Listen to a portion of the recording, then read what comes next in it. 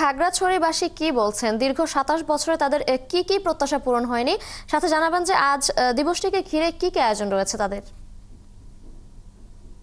হ্যাঁ তিশা, আপনি যেমনটি বলছিলেন আজ পার্বত্য চুক্তি ২৭ বছর পরে ২৮ বছরে পদার্পণ করেছে। তো এই যে দীর্ঘ ২৭ বছর পরে যে পার্বত্য চুক্তি বা শান্তি চুক্তি বাস্তবায়ন না হয়, এখানকার পাহাড়ি জনগোষ্ঠী তারা হতাশার কথা ব্যক্ত করেছেন। আমি যাদের সাথে কথা বলেছিলাম তারা বলেছিলেন বিগত সরকারগুলো যে দীর্ঘ ২৭ বছর পরে চুক্তির যে মূলধারা এই ভূমি কমিশন বাস্তবায়ন সহ মূলধারাগুলো অধিকাংশ তারা বাস্তবায়ন হয়নি, এতে তারা হতাশা ব্যক্ত করেছেন।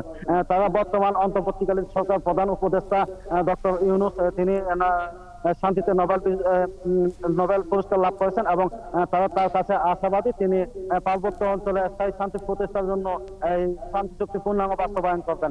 তবে তিশা, এখানে আরেকটা বিষয় বলে রাখি আপনাকে, পার্বত্য এলাকার যে বাঙালিদের সংগঠন, বাঙালি অধিকার নিয়ে যে সংগঠন কাজ করে পার্বত্য নাগরিক পরিষদ, তাদের সাথে আমি কথা বলেছি। তারা বলেছেন যে ২রা ডিসেম্বর ৯৭ সালে যে চুক্তি হয়েছিল সেটি এখানকার বাঙালি জাতি গোষ্ঠীর অধিকার ক্ষুণ্ণ হয়েছে, চুক্তির মাধ্যমে তাদেরকে তৃতীয় শ্রেণীর নাগরিক বানানো হয়েছে বলে তারা দাবি করেছেন। তবে আজকে যে তিশা প্রত্যেক বছর খাগড়াছড়িতে জাঁকজমক ভাবে সরকারিভাবে এবং এখানকার যে দল গোষ্ঠী জাঁকজমক ভাবে উদযাপন করলেও এই বছর জাস্ট আলোচনার মাধ্যমে শুধু আলোচনা সভা করবেন বলে আমি জানিয়েছি। তবে খাগড়াছড়ি পার্বত্য জেলা পরিষদ সকাল ১১টার দিকে এবং সকাল ১০টার দিকে খাগড়াছড়ি পানখেপার মামা উন্নয়ন সংসদের হলরুমে পার্বত্য চট্টগ্রাম জনসংহতি সমিতি একটি আলোচনা সভা করবেন।